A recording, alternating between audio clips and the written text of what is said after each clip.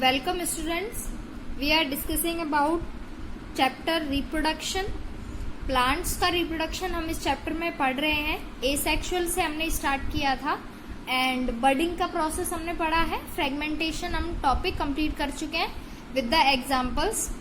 Today 2 topics हम complete करेंगे. First is fission and vegetative propagation. तो वेजिटेटिव प्रोपेगेशन एक कंप्लीट बड़ा टॉपिक है जो मे बी इस वीडियो में कंप्लीट हो जाएगा. इसके बाद सबसे पहले हम फिजन स्टार्ट करते हैं. This is the most common method of reproduction in algae, fungi and bacteria. Algae जो पानी में काई लगती है, ग्रीन कलर का सब्सटेंस होता है, that is algae. Fungi, fungus आप सभी ने पता होगा. बैक्टीरिया आप सभी को पता है. तो इनमें जो कॉमन मेथड है रिप्रोडक्शन का, दैट इज फिजन.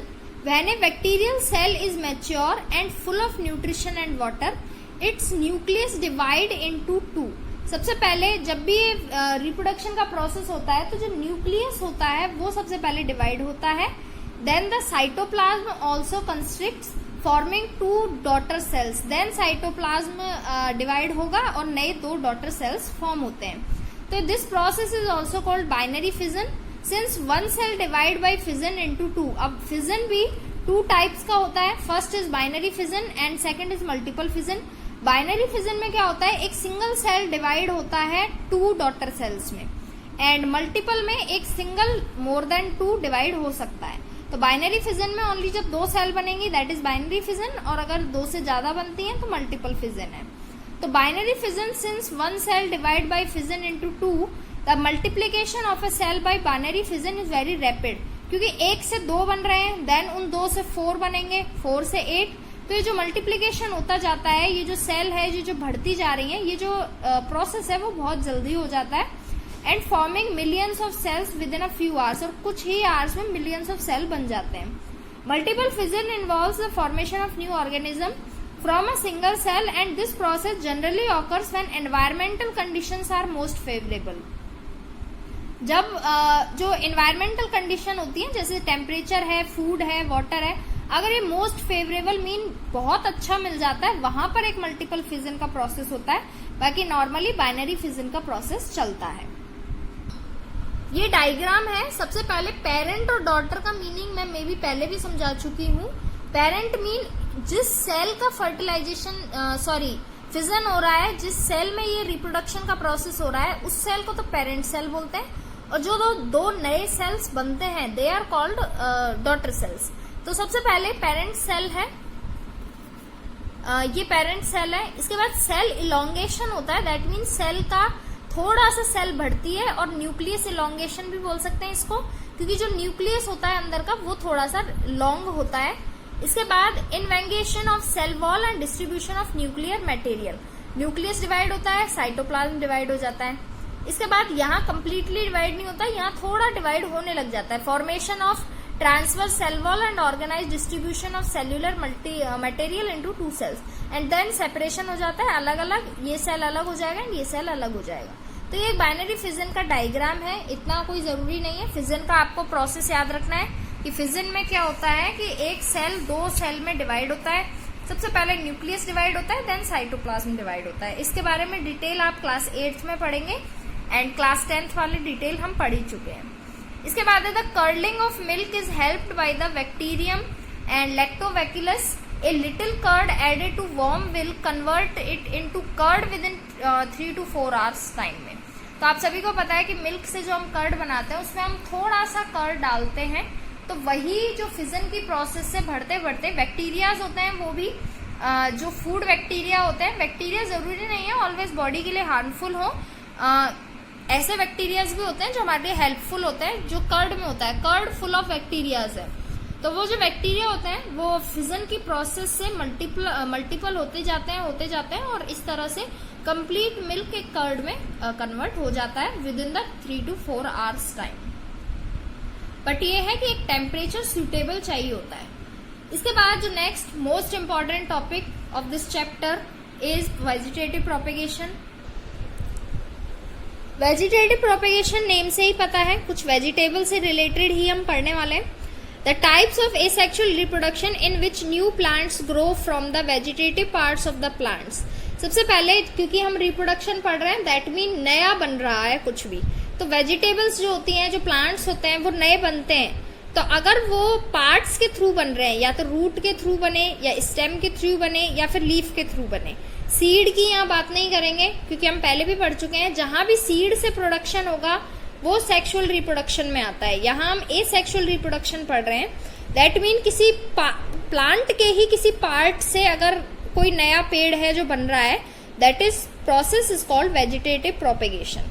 तो डेफिनेशन है the type of asexual reproduction in which new plants grow from the vegetative parts of the plant such as root, stem or leaf without the involvement of reproductive organ system is called the vegetative propagation. Plants capable of vegetative reproduction are propagated extensively by making use of vegetative parts from which new plants can grow.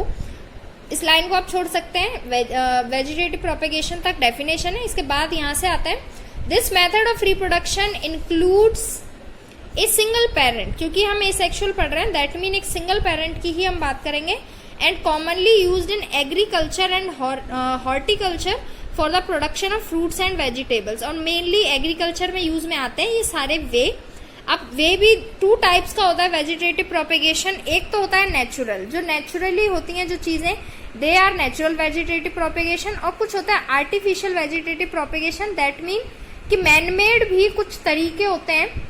जैसे example बता देती हूँ मैं, जो रोज है उसकी हम cutting लगाते हैं, सिर्फ कोई भी ब्रांच काट के अगर हम लगाते हैं रोज की, तो उससे एक नया पेड़ हो जाता है। तो वो एक टाइप है आर्टिफिशियल वेजिटेटिव प्रोपेगेशन का, क्योंकि वो मैन मेड है, वो हम कर रहे हैं।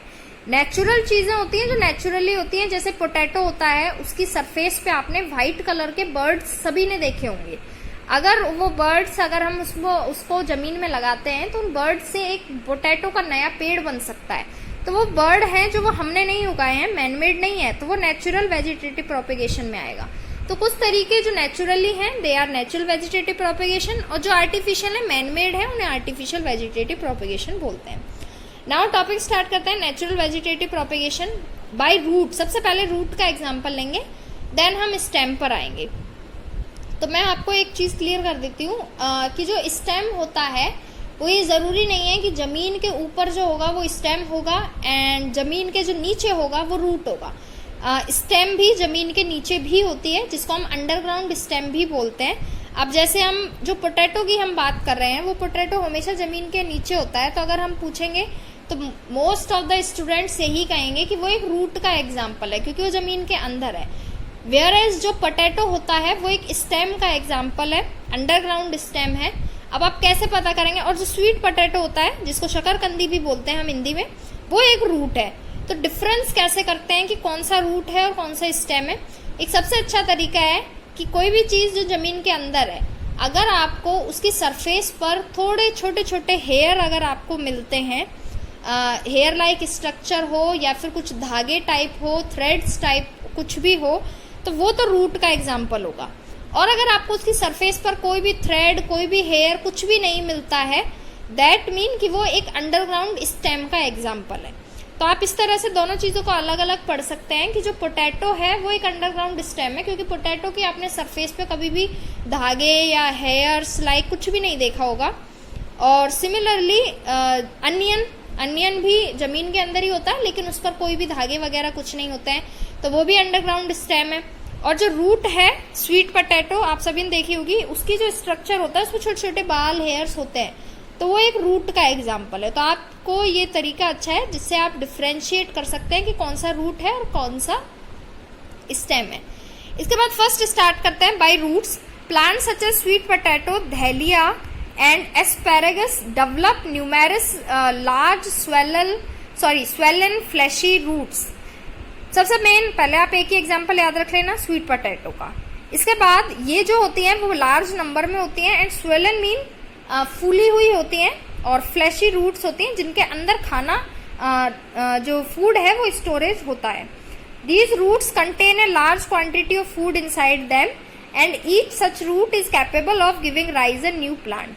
तो ये रूट है, अगर आप इसको वापस जमीन में ही लगा देंगे तो इससे भी एक नया प्लांट बन सकता है। तो तो थ्रो रूट्स जो हम बाय रूट्स जो एग्जाम्पल हम पढ़ते हैं वो स्वीट पोटैटो का पढ़ते हैं।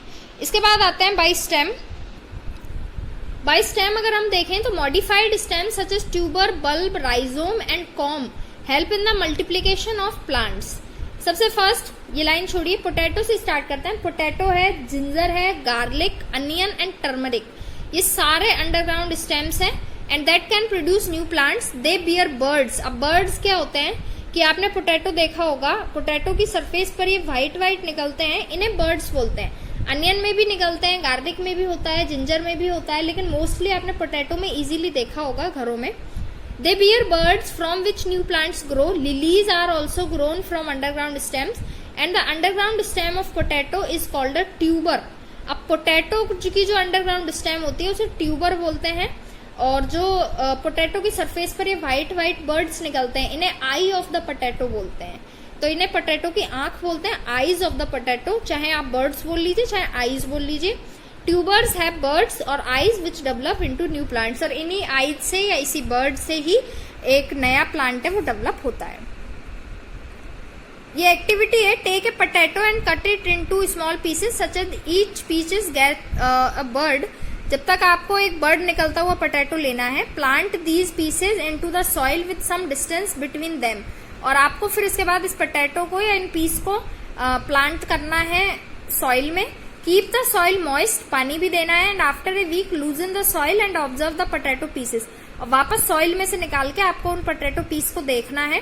You will observe that the birds have starting sprouting. Sprouting का जो प्रोसेस है मतलब फूटने लग जाता है ये। The new roots and leaves sprouting from the buds are the new baby plants. और अगर आप उसको जमीन में से नहीं निकालोगे तो कुछ दिन बाद उससे ही बेबी प्लांट्स है जो होने लग जाता है।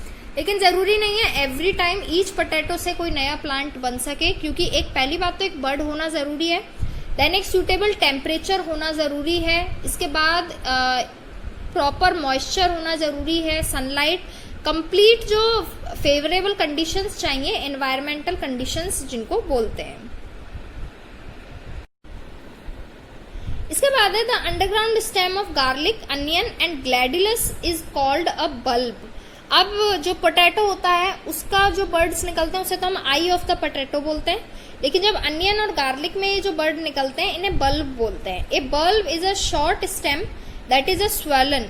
इनकी एक शॉर्ट स्टेम होती है, आपने एवरी ऑलमोस्ट व्हाइट जो अनियन आता है उस पर आपने इस तरह की ग्रीन स्टेम देखी होगी। तो ये जो शॉर्ट स्टेम होती है जिसके अंदर भी फूड स्टोरेज होता है, तो हम इस स्टेम को भी खाने में या सब्जियों वगैरह में यूजुअल लेते हैं।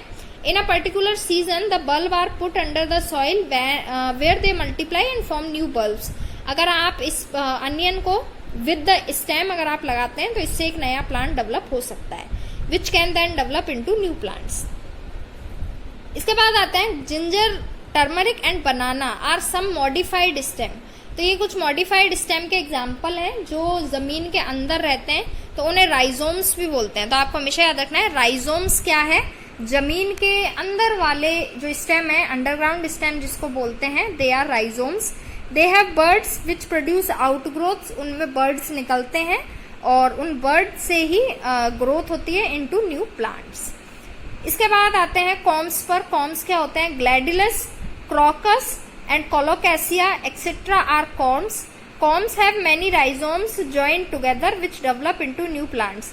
अब जैसे टर्मरिक है, ये आपने देखा होगा, ये हल्दी है, आपको वैसे ही जिंजर जैसा लगेगा बट ये टर्मरिक है। तो ये जो इसमें से भी कुछ ना कुछ निकलता रहता है। तो राइजोम्स जो होते हैं, अगर बहुत सारे राइजोम्स को मिलाते हैं, जॉइंट करते हैं टुगेदर, देन कॉम्स बनते हैं। तो इतना ये कोई जरूरी नहीं है, आपको राइजोम्स की डेफिनेशन याद रखनी है। एंड बाई स्टेम में हमने क्या क्या पढ़ा है, एक पोटैटो का एग्जाम्पल पढ़ा है एंड अनियन का, ये आपको मेनली याद रखने हैं।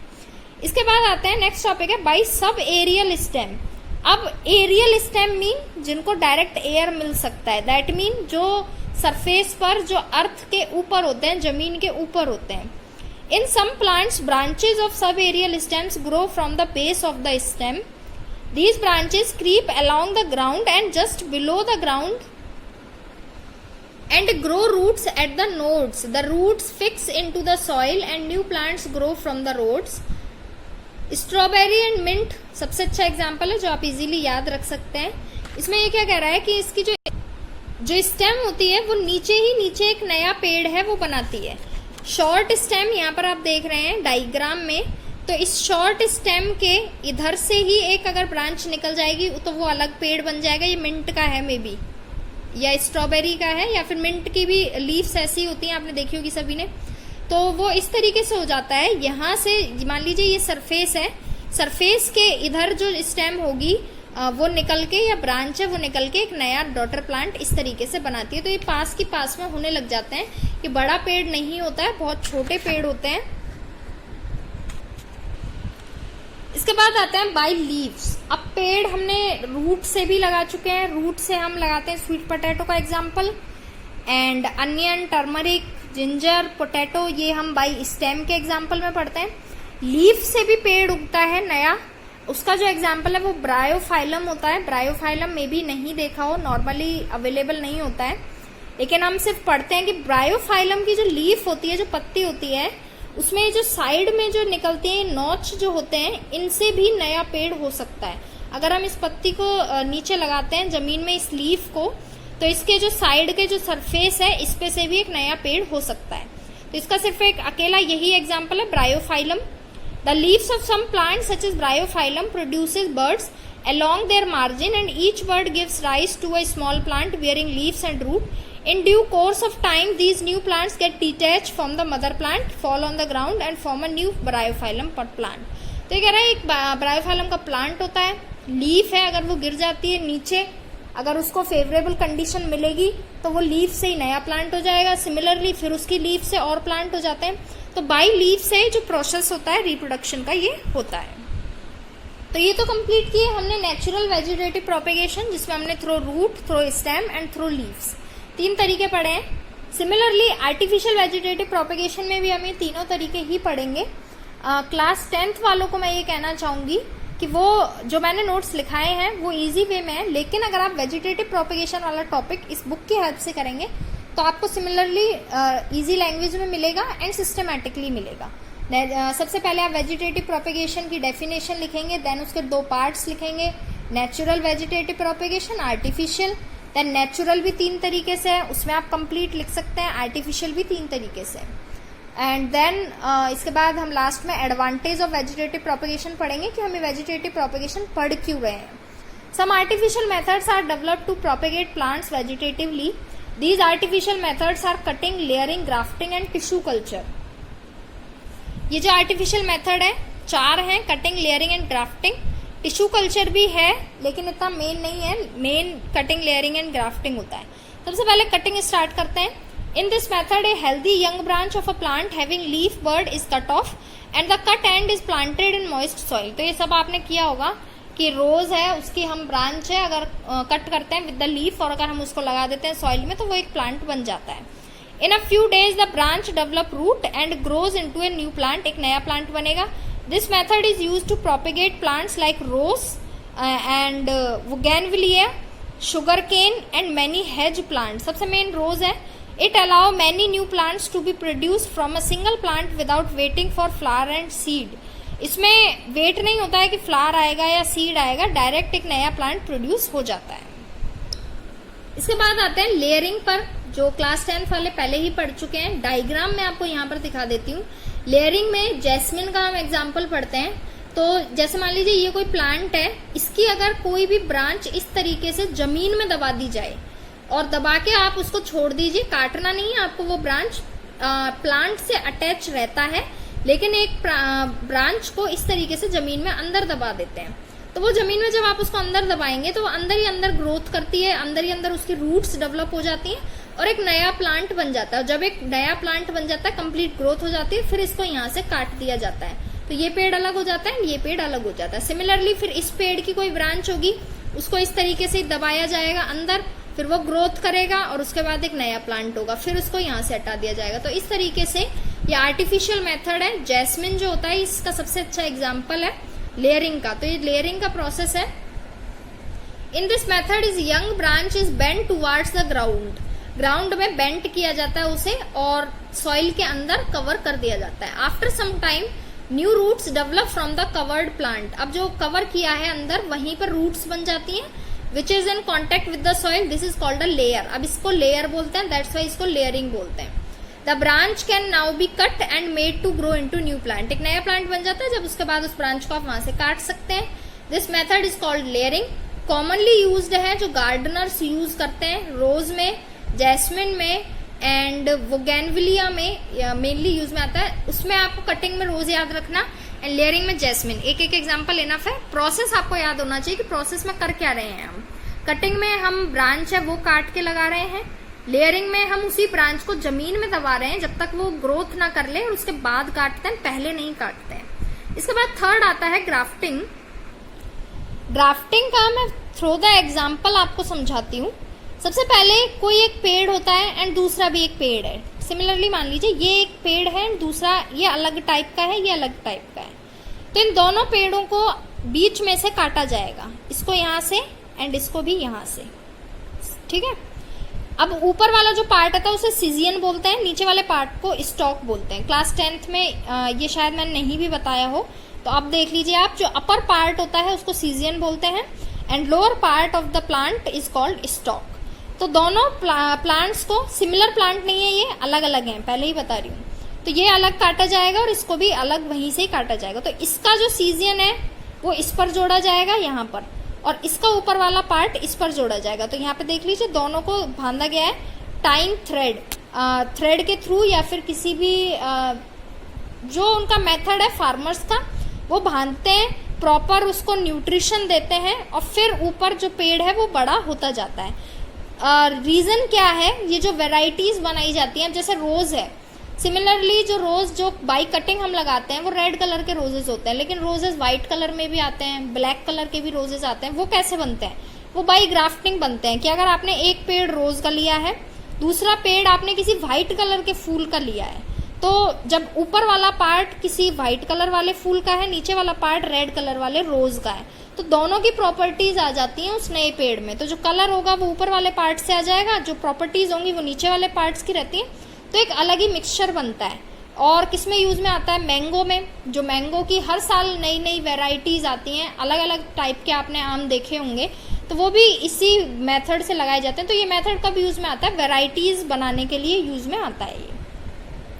तो अब इस मेथड को पढ़ते हैं। In this method A section of A stem with leaf birds is tied into A cut in the stem of A rooted plant. इस मेथड में क्या करते हैं कि एक स्टेम को काटते हैं ऊपर से, the tissue of the rooted plant join with that of the added plant to keep it alive. First of all, सबसे पहले क्या करते हैं, यहां से पढ़ते हैं। First of all, a small stem of a plant is taken. एक ऊपर की स्टेम ली जाती है which contain several buds called scion बोलते हैं उसे। Scion is inserted into the cut stem of another plant fixed into the soil and tied with a thread. दूसरा प्लांट जो हम काटेंगे उस पर उसको फिक्स किया जाता है। The rooted plant which is fixed in the soil and which scion is inserted is called stock. Main language में आपको याद रखना है, ऊपर का पार्ट सीजियन है और जो नीचे का पार्ट है रूट वाला पार्ट, उसको स्टॉक बोलते हैं। दोनों पेड़ के अलग अलग काटते हैं, उसका सीजन उसके स्टॉक पे लगाते हैं और उसका सीजन उस दूसरे के स्टॉक पर लगाएंगे। तो the scion and stock are tied together with a thread की हेल्प से लगाया जाता है। After some days the tissue of scion and stock join with each other and develop into a new plant. कुछ time पर उसे nutrition देना पड़ता है, टेम्परेचर भी देना पड़ता है, खाना पानी देना पड़ता है, फिर उसके बाद वो ग्रोथ करने लग जाता है। तो grafting is used to produce new variety of plant with desired features. This method is used to grow rose, mango, lemon, guava and ornamental plants. It is a very useful method as it is difficult to grow. बहुत useful method है लेकिन बहुत मुश्किल से होता है ये। These plants from seed and cutting and also it can give us desired variety. तो variety बनती है इस method से। तो तीनों method हमने पढ़े हैं, cutting, layering and grafting. Cutting तीनों method बिल्कुल different है। Cutting में शुरू में ही काट लिया जाता है, layering में काटते नहीं है, पहले जमीन में दबाते हैं और ग्रोथ हो जाती है उसके बाद काटते हैं। एंड ग्राफ्टिंग में दो काटते हैं, दोनों पार्ट्स को, उसका पार्ट उस पर जोड़ते हैं, उसका पार्ट उस पर जोड़ते हैं, एक नई वैरायटी बनती है। तो यहाँ से हमने 3 टॉपिक कंप्लीट किए हैं, cutting, layering and grafting. Now advantage of vegetative reproduction या वेजिटेटिव प्रोपेगेशन, क्या एडवांटेज हैं वो हम पढ़ेंगे। क्लास 10th वाले में ये टॉपिक रह चुका है, तो आप ये स्क्रीनशॉट ले सकते हैं। तो एडवांटेज और डिसएडवांटेज आप वहां पर टॉपिक कंप्लीट करेंगे। फर्स्ट एडवांटेज क्या है? It is a quick and economical method of producing new plants. Vegetative propagation क्या है? एक क्विक मेथड है और एक इकोनॉमिकल मेथड है नए प्लांट्स बनाने के लिए, including plants which do not produce seed. अब ये तरीका कहाँ पे काम में आता है? जहां पर जिस प्लांट के डायरेक्ट सीड है, डायरेक्ट हम सीड की हेल्प से नया प्लांट बना सकते हैं, तो वहां पर हमें जरूरत नहीं है किसी भी आर्टिफिशियल मेथड की। लेकिन ऐसे प्लांट्स जहां पर सीड नहीं है, जैसे बनाना है, पोटैटो है, शुगर केन है, तो उनके नए प्लांट्स कैसे होंगे? तो उसके लिए वेजिटेटिव प्रोपेगेशन जरूरी है। तो which do not produce seeds such as banana, potato and sugarcane, plants grown this way become mature earlier than those grown from the seed. सबसे अच्छा सेकंड जो यहाँ आप इसको टॉपिक अलग कर सकते हैं, यहाँ ये सेकंड एडवांटेज कर लेना कि जो नॉर्मली एक सीड से प्लांट होता है उससे जल्दी मैच्योर होता है एक वेजिटेटिव प्रोपेगेशन वाला प्लांट। कि अगर आप तरीका देखें, कटिंग से अगर हम मान लीजिए कोई भी पेड़ लगा रहे हैं, तो आप डायरेक्ट उसकी कटिंग लगा रहे हैं, तो ना उसको रूट डेवलप होने का प्रॉब्लम है, ना स्टेम का, ना लीफ का। ऑलरेडी कटिंग में सब कुछ है, तो वो डायरेक्ट ग्रोथ करता है। और एक आप सीड से लगाएंगे तो पहले वहां फर्टिलाइजेशन होता है, देन रूट बनेंगी, कंप्लीट प्रोसेस होगा, तो उसमें टाइम ज्यादा लगता है। सेकेंड क्या है? The new plants develop from a single plant are exact copy of the parent plant. इसके बाद जो न्यू प्लांट बनता है वो एक एग्जैक्ट कॉपी होता है, या फिर हम उसके प्रॉपर्टीज उसकी अलग करके वैरायटीज भी अलग अलग कर सकते हैं इस मेथड से। तो this is a good method of propagating plants with certain desired characteristics. इसके बाद third, in their earlier stages of growth plants develop by vegetative reproduction usually need less attention than plants grow from seed. Seed से हम जो plant लगाते हैं, जो आपने agriculture में देखा होगा, वहां पर जो लेबर है वो ज्यादा है, अटेंशन आपको ज्यादा देनी होगी, टाइम ज्यादा देना होगा। लेकिन वेजिटेटिव प्रोपेगेशन में इतना टाइम नीडेड नहीं होता है, अटेंशन नीडेड नहीं होती है। फोर्थ है new varieties having better characteristics. सबसे मेन, सीड से आप कोई भी न्यू वेराइटी नहीं बना सकते हैं। सीड से जिस पे प्लांट का वो सीड है सेम वैसा ही होगा, लेकिन वेजिटेटिव प्रोपेगेशन में नई नई वेराइटीज बना सकते हैं। तो new varieties having better characteristics can be also produce by using this method.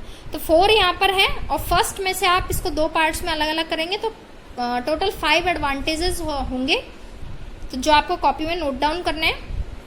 And next is disadvantage of vegetative propagation. कुछ डिसएडवांटेज भी हैं। A number of new plants can be produced by vegetative reproduction which may lead to overcrowding. Overcrowding कई बार हो सकती है vegetative reproduction से, कि बहुत सारी चीजें बन जाती है इस वजह से। और due to lack of genetic variation the adaptability of plants to the environment is limited. Mainly seed से जो प्लांट होता है वो प्रोबेबिलिटी होती है कि वो हो जाएगा, लेकिन एनवायरमेंट के साथ एडेप्ट कर सके कोई भी प्लांट खुद को, वो बहुत लिमिटेड होता है। जरूरी नहीं है हर बार, जैसे रोज की भी हम कटिंग लगाएंगे तो जरूरी नहीं है हर बार वो कटिंग ग्रोथ ही कर पाए। So they gradually lose vigour and become prone to disease. वहां पर कुछ डिसीज का भी प्रॉब्लम रहता है, लेकिन ये डिसएडवांटेज बहुत कम होता है। एडवांटेज ज्यादा है जिस चीज के, तो वो यूज में आती है, डिसएडवांटेज कम है। यहाँ हमारा टॉपिक कंप्लीट होता है एसेक्सुअल रिप्रोडक्शन का टॉपिक कंप्लीट होता है विद द वेजिटेटिव प्रोपेगेशन। इसके बाद जो नेक्स्ट हम स्टार्ट करेंगे topic, that is sexual reproduction in plants और sexual reproduction in human beings. इसके बाद आएगा topic sexual reproduction in plants में। कंप्लीट हम फ्लावर में पढ़ते हैं टॉपिक, जो आपको नेक्स्ट वीडियो में मिलेगा।